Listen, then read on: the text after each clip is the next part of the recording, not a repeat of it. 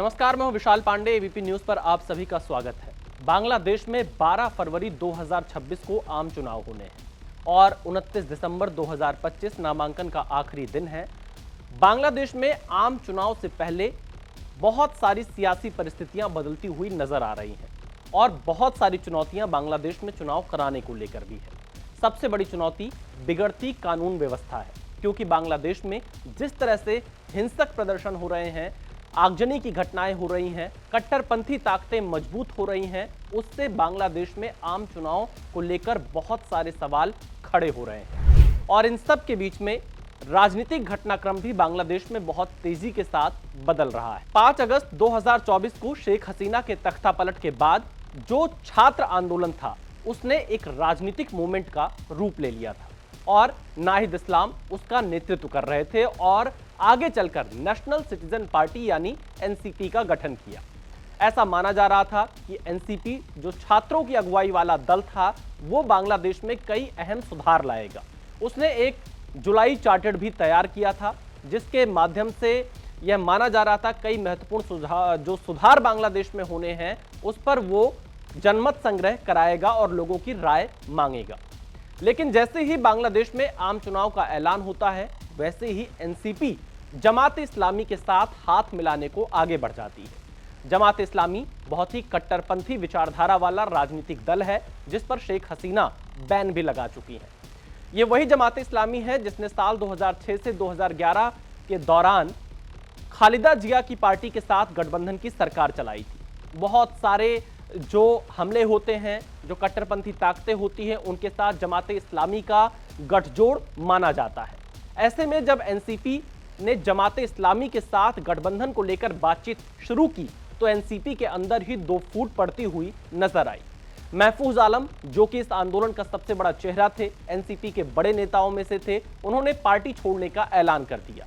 वहीं बांग्लादेश में एनसीपी के ही दूसरे जो ज्वाइंट सेक्रेटरी थे, उन्होंने भी अपने पद से इस्तीफा देने का ऐलान कर दिया। दरअसल एनसीपी के इन युवा नेताओं ने जमात इस्लामी के साथ गठबंधन पर कड़ा विरोध दर्ज कराया है। दरअसल जमात इस्लामी की विचारधारा बिल्कुल अलग है और एनसीपी के जो मुद्दे हैं वो बिल्कुल अलग है।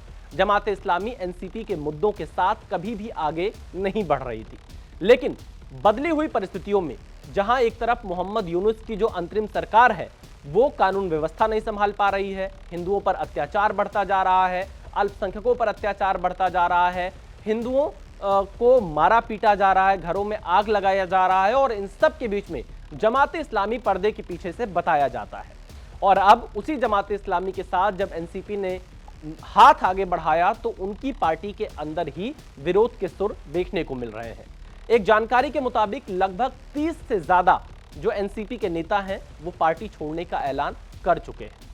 ऐसी स्थिति में जमात इस्लामी और एनसीपी का अगर गठबंधन जो होता हुआ दिखाई दे रहा है, वो फाइनल रूप लेता है, तो जो बीएनपी बांग्लादेश नेशनलिस्ट पार्टी है, इन दोनों के बीच में ही कड़ा मुकाबला बताया जाएगा। हालांकि ये पूरी तरह से कई इंटरनेशनल एक्सपर्ट का मानना है कि बांग्लादेश में ये पूरी तरह से राजनीतिक मैच फिक्सिंग दिखाई दे रही है, क्योंकि अवामी लीग जो कि शेख हसीना की पार्टी है, उसको चुनावों में हिस्सा लेने पर, चुनावों में भाग लेने पर प्रतिबंध लगाया हुआ है।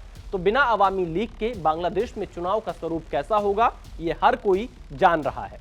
वहीं दूसरी तरफ देखें तो 3 ही सबसे प्रमुख दल इस वक्त चुनावी मैदान में नजर आते हैं। एक बांग्लादेश नेशनलिस्ट पार्टी, जो कि खालिदा जिया की पार्टी है, और 17 साल बाद लंदन से उनके बेटे तारिक रहमान ढाका पहुंचे, जो कि 2 सीटों से चुनाव लड़ रहे हैं। बीएनपी में जो आगे की लीडरशिप है, वो तारिक रहमान ही संभालते हुए नजर आएंगे। एक पार्टी तो बीएनपी की हो गई, जो चुनावी मैदान में उतरी है, दूसरी पार्टी एनसीपी है, जो जमात इस्लामी के साथ गठजोड़ कर रही है, और तीसरी पार्टी जमात इस्लामी है, जो लगातार अपने विवादित बयानों को लेकर, अपने विवादित फैसलों को लेकर और अपनी कट्टरपंथी सोच के लिए जानी जाती है। ये तीनों ही दल चुनावी मैदान में है। लेकिन बांग्लादेश के सामने शांतिपूर्ण ढंग से चुनाव कराना सबसे बड़ी चुनौती है, और 2 चीजें यहां बांग्लादेश में एक साथ होंगी। एक आम चुनाव, संसदीय चुनाव, और दूसरा जनमत संग्रह। ये जनमत संग्रह भी एक तरह का ऐसा संग्रह होगा जहां पर लोगों की राय मांगी जाएगी उन 24 जो सिटीजन चार्टर तैयार किए गए थे एनसीपी के छात्र आंदोलन के समय उन पर लोगों की राय मांगी जाएगी, ताकि जो संस्थागत सुधार करने हैं उस पर लोग क्या सोचते हैं और कितना सुधार चाहते हैं, उसके लिए जनमत संग्रह भी 12 फरवरी को चुनाव के साथ कराया जाएगा, जिसके लिए अलग अलग बैलेट पेपर का इस्तेमाल होगा।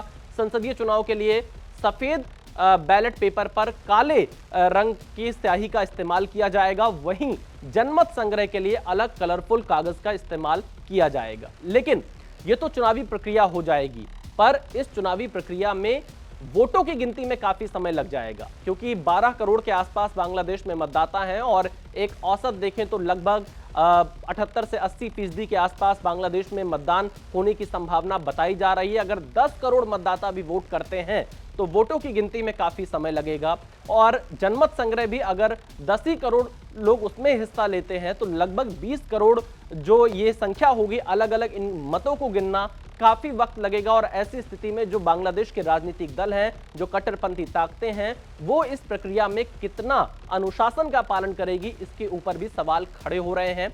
और इसीलिए बांग्लादेश में जो आम चुनाव हो रहे हैं उस पर पूरी दुनिया की नजर है, और इन आम चुनावों से ही बांग्लादेश की जो सियासी तकदीर है, बांग्लादेश का जो लोकतंत्र है, उसका फैसला भी होना है, क्योंकि बांग्लादेश में लोकतंत्र पर लगातार सवाल खड़े हो रहे हैं।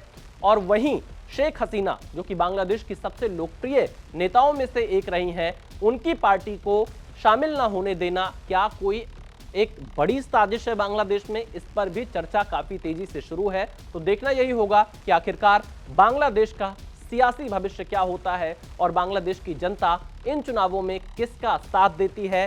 कई एक्सपर्ट से मान रहे हैं कि बांग्लादेश नेशनलिस्ट पार्टी यानी बीएनपी, जो कि तारिक रहमान इस वक्त लीड कर रहे हैं, उनकी पार्टी इन चुनावों में अच्छा प्रदर्शन कर सकती है। लेकिन बांग्लादेश के इन चुनावों पर पूरी दुनिया भर की नजर है, और बांग्लादेश भारत का पड़ोसी देश है, इसलिए भारत भी इस पर पूरी तरह से नजर बनाए हुआ है। आगे भी हम आपको अपडेट देते रहेंगे बांग्लादेश चुनाव से जुड़ी हुई हर छोटी बड़ी खबर। आप देखते रहिए एबीपी न्यूज।